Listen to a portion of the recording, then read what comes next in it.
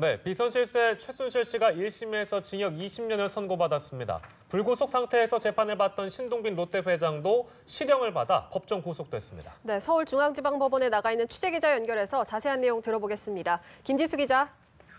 네, 서울중앙지방법원입니다. 조금 전 법원이 비선실세 최순실 씨에게 징역 20년과 180억 원의 벌금을 선고했습니다. 재판부는 국가적 혼란을 야기한 책임을 방기한 대통령과 이를 이용해 국정을 농단한 최 씨에게 있다고 설명했습니다. 법원은 불구속 상태로 재판을 받던 신동빈 롯데 회장에 대해서도 뇌물죄를 인정해 징역 2년 6개월을 선고하고 법정 구속했습니다.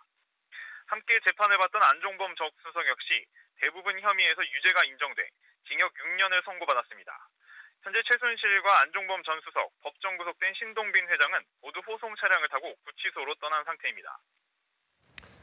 예, 징역 20년, 국정농단 사건에서 가장 높은 형량이라고 볼 수 있는데 판단 근거는 뭐였습니까?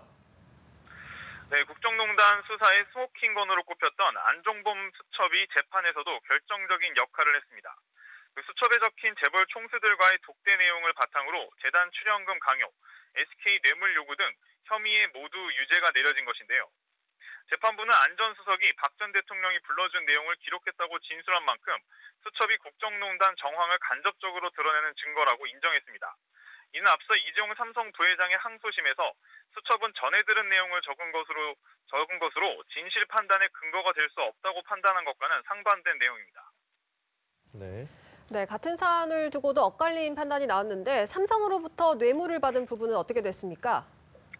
네, 재판부는 삼성이 정유라 씨를 위해 사준 명마와 훈련 지원 계약 등이 모두 뇌물이라고 결론 내렸습니다.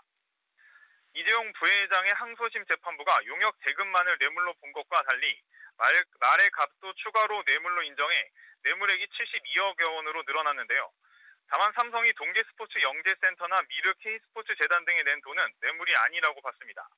경영권 승계란 부정한 청탁을 하고 그 대가로 돈을 건넸다고 보긴 어렵다며 삼성 항소심 재판부와 같은 결론을 내린 겁니다.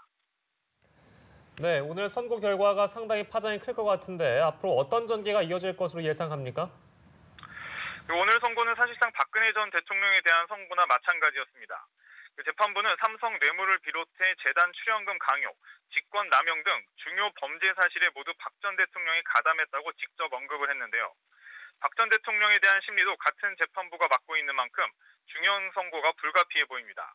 재벌 회장에게 집행유예가 선고되던 공식이 깨지면서 신 회장이 구속된 것도 예상 밖의 일인 만큼 파장이 클 전망입니다. 안종범 수첩과 정유라 씨가 타던 말이 누구 것인지를 두고 먼저 대법원에 올라간 이재용 부회장 재판과 엇갈린 판단을 한 것도 주목할 만한데요. 두 사건 모두 아직 최종 결론이 나지 않은 만큼 향후 판단에 어떤 영향을 끼칠지 관심이 모아집니다.